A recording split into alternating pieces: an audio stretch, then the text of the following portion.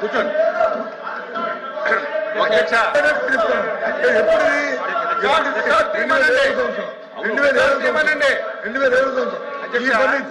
ఈ ఫర్నిచర్ తో ఈ నాయుడు గారు నాది అయిపోయింది మాట్లాడదు నాకు అయిపోయింది నాది అయిపోయింది మాట్లాడు. నేను తప్పు మాట్లాడితే మీరు సత్యం రికార్డులు అంతా రికార్డ్ అవుతుంది. ఏది మనం కూడా సీనియర్ సభ్యులం కాబట్టి తప్పు మాట్లాడి రికార్డులో తొలగిస్తే లేదు ఇంకోటి మాట్లాడితే మనం తలదించుకోవాల్సి వస్తుంది. అందుకు తప్పు మాట్లాడింది కాబట్టి దయచేసి మీరు మాట్లాడింది చెప్పారు, మీకున్న అవగాహనతోనో లేకపోతే జ్ఞాపకంతోనో మీరు చెప్పారు. నేను మాట్లాడిన నవల సభలో 14,000 రూపాయలు చెప్పాను, ఇంక్లూడింగ్ ఫర్నిచర్తో కలిపి. ఇవాళ మీరు చెప్తుంది ఇంక్లూడింగ్ ఫర్నిచర్తో కలిపి 25,000 చెప్తున్నారు. కాదండి అది కూడా చెప్పండి తప్పు కాదని చెప్తే ఇప్పుడు ఫర్నిచర్ కాదు ఓన్లీ కన్స్ట్రక్షన్ 25,000 అయిందంటే ఓకే, అది మీ తాలూకు స్టేట్మెంట్, ఇది నా తాలూకు స్టేట్మెంట్. Including furniture 14,000. కూర్చోండి, మీరు కూర్చోండి, మంత్రులు మాట్లాడండి, మీరు కూర్చోండి, మాట్లాడేది చెప్తున్నా కూర్చోండి, చెప్తున్నాను. ఒక నిమిషం కోట్ చేస్తాను నాయుడు గారు, 1 నిమిషం కోట్ చేస్తాను, మీరు మాట్లాడుకోండి. ఏంటి అయింది అధ్యక్ష? ఇప్పుడు ప్రభుత్వాలు భవనాలు కడతాయి. ఇది ఇప్పుడు 2007వ సంవత్సరం కట్టాం. దీన్ని కట్టినప్పుడు ఇప్పుడు ఎప్పుడు ఇది 24వ సంవత్సరం అంటే ఎన్ని సంవత్సరాలు అయిందో చూసుకోండి. దాంతో 2017 సారీ కరెక్ట్ చేశారు. Thank you. కరెక్ట్ చేశారు మా మంత్రి గారు, కరెక్ట్ చేశారు. Thank you. 2017 7 సంవత్సరాలు అయింది కట్టారు అధ్యక్ష. కానీ వారంటుంది ఇది అదేం ప్రైవేట్ భవనం కాదు అధ్యక్ష, అది జగన్మోహన్ రెడ్డి గారితో లేదా బొత్స సత్యనారాయణ గారితో అచ్చెన్నాయుడు గారితో భవనం కాదు అధ్యక్ష, అది ప్రభుత్వ భవనం. మీరే చూశారు, సాక్షాత్తు సీఎం గారు డిప్యూటీ సీఎం గారు చూసి ఎంత అద్భుతమైన భవనం కట్టారు. దీని సందర్శన పెడదాము, దీని తాజ్మహల్ కంటే బాగుంది అని చెప్పారు కదా అధ్యక్ష. అందులో ఏమైనా అవకతవకలు జరిగితే, అందులో అవినీతి జరిగితే కనీసం ఎంక్వైరీ చేయండి అధ్యక్ష, చేసి తీసుకున్న అధ్యక్ష. అయ్యే తోటకి ఇచ్చాము అధ్యక్ష, అద్దె ఇచ్చాము అధ్యక్ష. దయచేసి ఇవన్నీ కాకుండా అది ప్రభుత్వ భవనం, దాని మీద ఏం చెప్పుకునేదే ప్రభుత్వ భవనం. దాని మీద మీ నిర్ణయం మీరు తీసుకోండి. ప్రభుత్వం మీది, దాంట్లో ఏం పెడతారో ఏం చేస్తారో చేయండి. అవినీతి ఏం జరుగుతాయి ఎంక్వైరీ చేయండి, చర్యలు తీసుకోండి.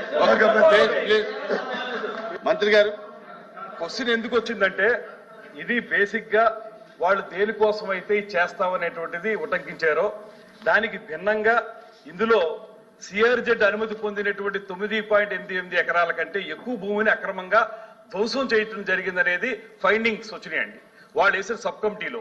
ఆ సబ్ కమిటీ తర్వాత మళ్ళీ గౌరప్పన్ గారు అనేటువంటి minister of environment and forest చెందినటువంటి వారిని కమిటీ వేసి మళ్ళీ దాని మీద ఎంక్వైరీ చేయించారు. ఇవన్నీ జరిగిన మీదట ఒరిజినల్ గా అయితే మనకి జీవీఎంసీ నుంచి కానీ లేదా సిఆర్జెడ్ నుంచి కానీ అప్రూవల్ ఉన్నమాట వాస్తవం. కానీ దానికి డివేట్ అయిపోయి ఎక్కువ ఏరియాని ధ్వంసం చేశారనే దాని మీదే కోర్టుకు వెళితే కోర్టు కమిటీ వేసిన సబ్ కమిటీ గౌరప్పన్ గారిని వేశారు. వాళ్ళు దాన్ని ఎంక్వైరీ చేస్తున్నారు. అందులో బేసిక్ గా కొన్ని తప్పులు ఉన్నాయనేటువంటి మాట స్పష్టంగా వాళ్ళు చెప్పారు. చెప్పిన మీద మళ్ళీ ఇంకో కమిటీ పడింది. ఆ కమిటీ యొక్క తీర్పు వచ్చే లోపలనే గౌరప్పన్ గారు చనిపోయారు. ఆ తీర్పు ఇంకా మనకు రావాల్సి ఉంది. దాని తర్వాత ఇందులో వీళ్ళు గవర్నమెంట్ ఇచ్చినటువంటి ఆర్డర్ లో క్లియర్ గా వాళ్ళు ఏం చెప్పారండి, in the GO second read above government have issued orders constituting a committee of officers to identify suitable transit accommodation for setting up of camp office for the chief minister and accommodation for supporting seniority functionaries anar. Idi which is deviating the original approval. ఇది ప్రస్తుతంగా నేను చెప్పదలుచుకున్న కూడా అదే.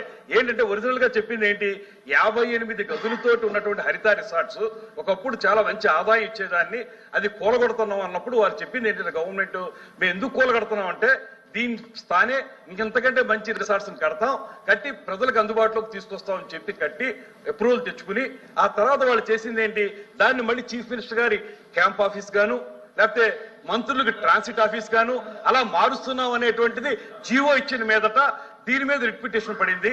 తర్వాత మేము వెళ్ళి ప్రత్యక్షంగా చూసినప్పుడు కూడా రిసార్ట్స్ అంటే ప్రజలకు అందుబాటులో ఉంటే ఏముంటాయండి? అది చిన్న చిన్న గదులు 58 గదులు, పోనీ ఇంకా బాగా చేసి విశాలంగా చేశారంటే పోనీ 40 గదులు ఉంటాయి. కేవలం 7 గదులు మాత్రమే ఉంటాయి. అందులో కూడా స్పష్టంగా వాళ్ళు చీఫ్ మినిస్టర్ గారి కోసం అనేటువంటిది ఇందులో ఉటంకించారు. ఇది ప్రజల డబ్బుని ఇప్పుడు ఏదంటే టూరిజం డిపార్ట్మెంట్ కి ఏమీ ఆదాయం లేదండి. టూరిజం డిపార్ట్మెంట్ ఉన్న ఆదాయాన్ని పెంచడానికి వాళ్ళు చేసుంటే ఆనందం. చీఫ్ మినిస్టర్ గారి విలాసవంతమైన భవనం కోసం చేస్తాం, లేకపోతే ప్రజల డబ్బుతోటి ఇవన్నీ వాడుకుంటా ఉంటే ఎందుకు మనం ఒప్పుకోవాలి?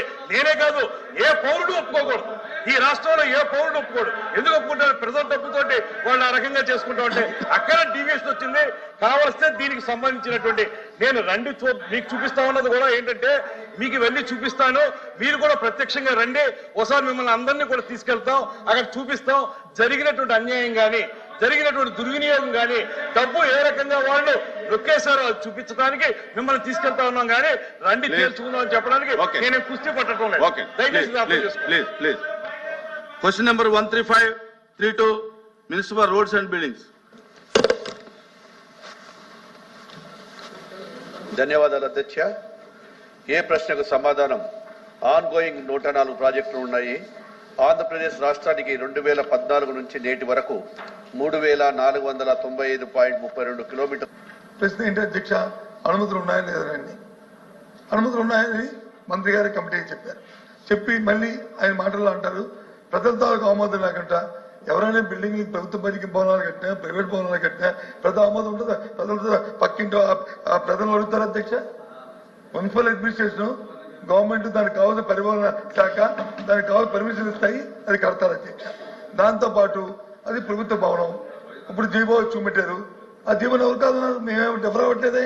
ఎస్ ఎవరు డిఫర్ అవ్వట్లేదు. నేను రికార్డు డిఫర్ అవట్లేదు అన్నారు కదా, ఒప్పుకుంటా అన్నారు కదా. పార్టీ ఐఎమ్ రికార్డ్. నేనేమే కాదలేదే, నేను చెప్తానమే. ఎస్ భవనం అండి, ప్రభుత్వ భవనాలుగా కట్టాము. దాన్ని ముఖ్యమంత్రి నివాసం కోసం వాడతాము, ప్రధానమంత్రి వృద్ధి కోసం వాడతాము, లేదా